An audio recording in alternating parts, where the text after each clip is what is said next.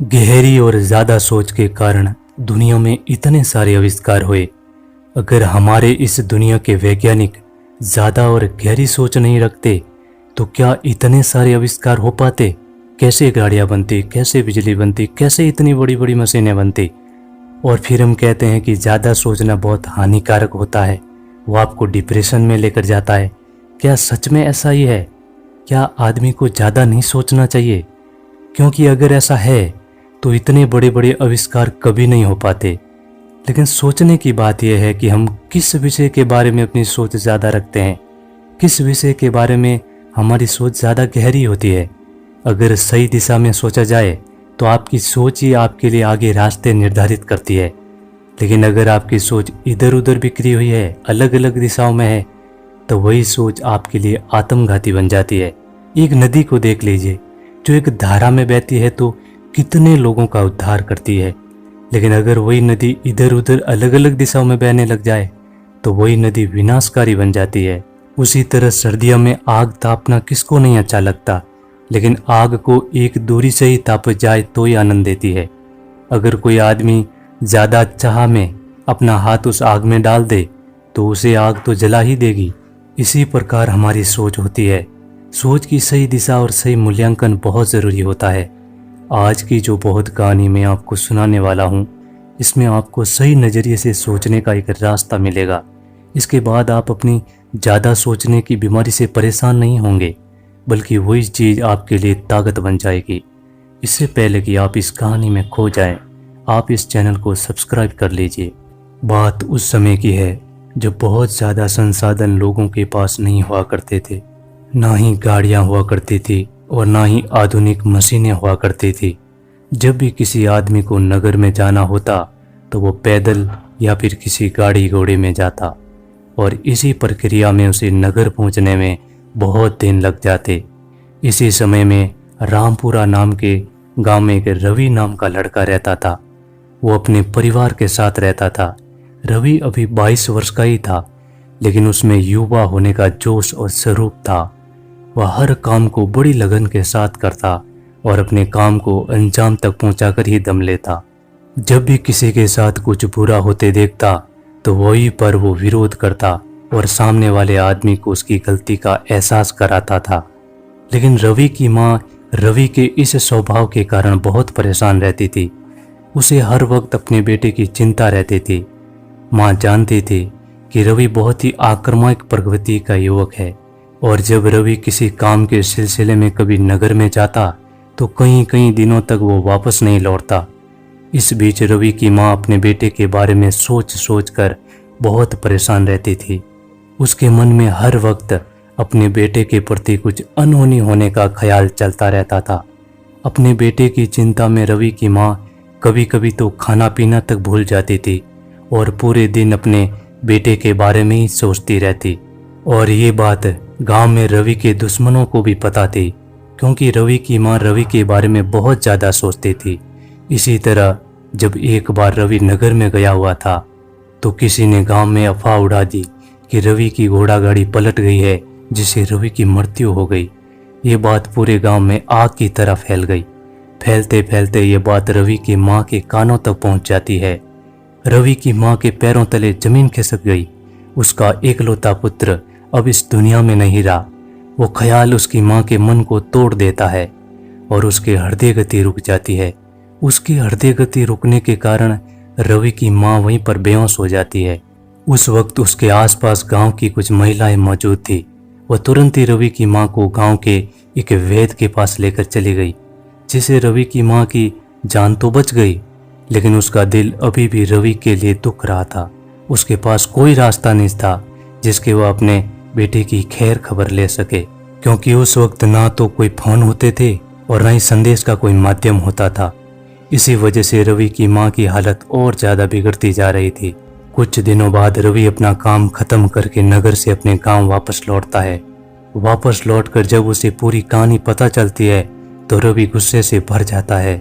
सबसे पहले वो अपनी माँ के पास जाता है और अपनी माँ की खैर खबर लेता है। अपने बेटे को जिंदा देखकर उसकी माँ की सांस में सांस आती है।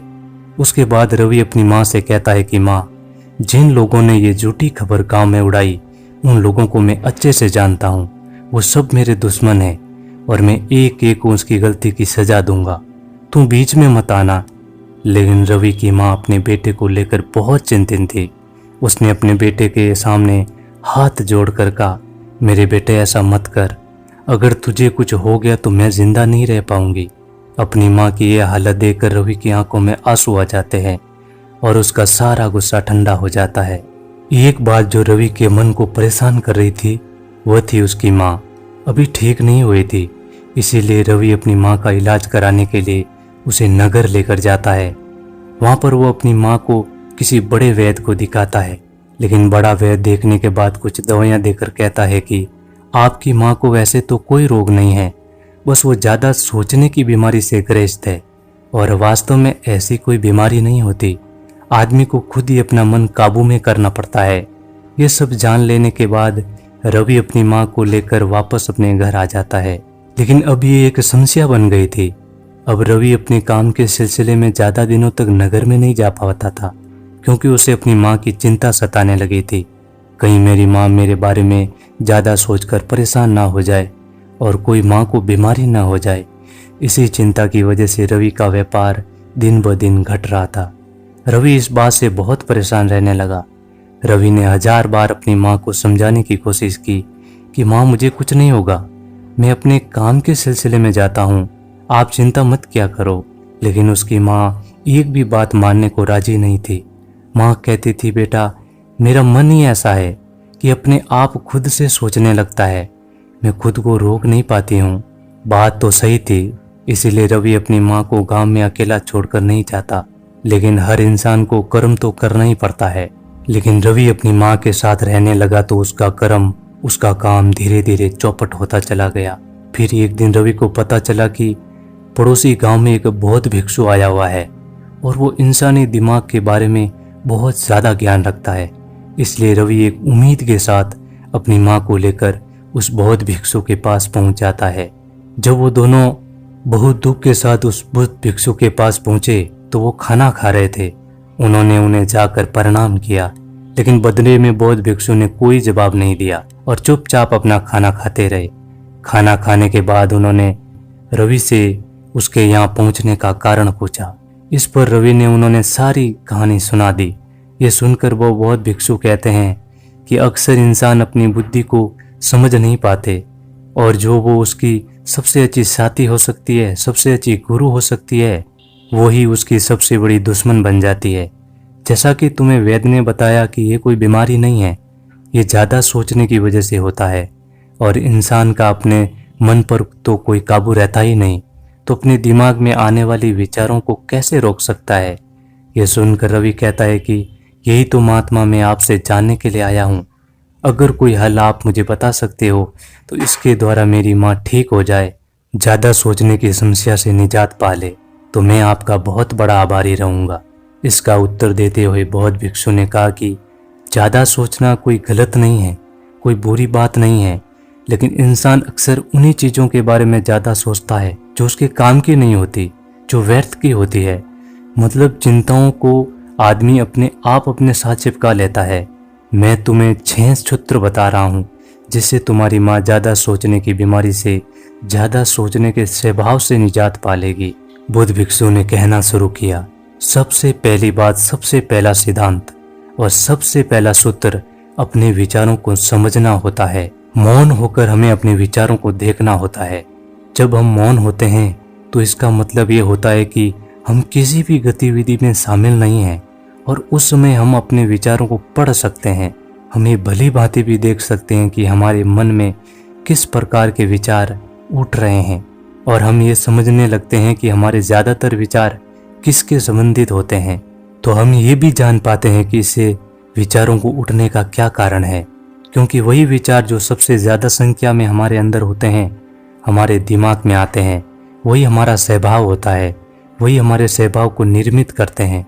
और जब हम मौन रहकर अपने विचारों को समझने लगते हैं तो इसका मतलब ये होता है कि हम अपने स्वभाव को समझ रहे होते हैं। अपने विचारों को समझने के बाद दूसरा सूत्र है कि अपने सारे विचारों को एक ही काम में लगा दो। उसी में अपना पूरा ध्यान लगाओ। एक काम को पकड़ो और उसमें पूरी तरीके से शामिल होकर उस काम को पूरा ध्यान के साथ करो। इससे आपके विचार इधर उधर कम भटकेंगे। भटकेंगे जरूर, ये मत समझना कि आप एक ही काम पहली ही बार में अपना पूरा ध्यान लगा दोगे। हो सकता है कोई काम करते वक्त आपके विचार इधर उधर हो जाए, लेकिन जब आपको होश आए कि आप हमारे विचार इधर उधर दौड़ रहे हैं, तो वापस अपने विचारों को उसी काम में लगाने की चेष्टा करो और धीरे धीरे ये आपका स्वभाव बन जाएगा और कोई भी काम करने के लिए सक्षम हो पाओगे। इसी सूत्र का अनुसरण करते हुए ये भी ध्यान में रखना चाहिए कि हम एक ही विचार के बारे में गहराई से सोच रहे हैं। अगर हमें बहुत तरह के अलग अलग विचार आ रहे हैं तो हमें उनमें से एक विचार को पकड़ो और उसी विचार की गहराई तक जाओ। उसको खोते खोते चले जाना है ताकि हम उस विचार की जड़ तक पहुंच सके। हमें पता कर सके कि ये विचार कहाँ से आ रहा है, इसकी उत्पत्ति कहाँ से हो रही है। और जब आप पूरा ध्यान एक ही विचार पर केंद्रित कर देते हो तो आप उस विषय के बारे में, जिसके बारे में आपके विचार चल रहा है, उसके बारे में पूरी जानकारी, पूरा ज्ञान अपने बुद्धि के माध्यम से हासिल कर सकते हो। अगला सूत्र जो आपकी ज्यादा सोचने की समस्या को हल कर देगा वो ये है कि निरंतर शारीरिक व्यायाम या नाच गाना या कोई ऐसी क्रिया करनी चाहिए जिसमें हमारा मन पूरी तरह से शामिल हो जाता है।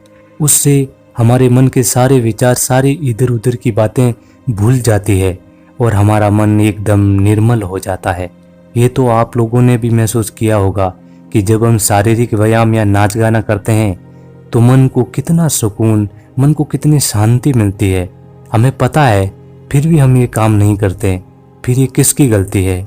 इसके बाद का सूत्र है कि अपने दिमाग को ठंडा रखने के लिए ऐसी चीजें खाएं जो दिमाग को ठंडक पहुंचाती हो, जो हमारे शरीर में ठंडक पैदा करती हो, ताकि हमारा दिमाग, हमारा रक्तचाप ठंडा रहे,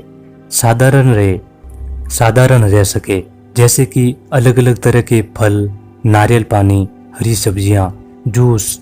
अगर हम इन चीजों का सेवन करते हैं तो हमारा दिमाग एकदम शांत बना रहेगा। हमें ज्यादा सोचने की समस्या से कुछ न कुछ निजात जरूर प्राप्त होगी। अगला सूत्र है कि अपने विचारों की धारा को बदलने का प्रयास करो। इधर उधर की बेतुकी बातें सोचने की बजाय अपने विचार ऐसे काम पे केंद्रित करो जिससे कुछ न कुछ रचना हो रही हो, जिससे मन को शांति मिल रही हो। जैसे कि कुछ महिलाएं सिलाई का काम करती है, इसलिए उनके सारे विचार उसी काम पर लगे रहते हैं और रचनात्मक तरीके से मन को शांति भी मिल पाती है। और इसी तरह से अपना ज़्यादा समय बच्चों के साथ बिताना चाहिए, क्योंकि जितना समय हम बच्चों के साथ बिताते हैं हम खुद बच्चे हो जाते हैं और हमारा मन बेकार की चिंताओं से मुक्त हो जाता है। और सबसे आखिरी जो बात समझने की होती है वो ये होती है कि चिंता, फिक्र ये सब बेकार है, क्योंकि जो होना होता है वही होता है। आप उसमें कुछ नहीं कर सकते, आप बस प्रयास कर सकते हैं, हिम्मत कर सकते हैं, लेकिन इसके बाद जो परिणाम होगा वो आपके हाथ में नहीं होगा। ये कभी भी आपके हाथ में नहीं आ सकता, चाहे आप कितना भी प्रयास कर लीजिए।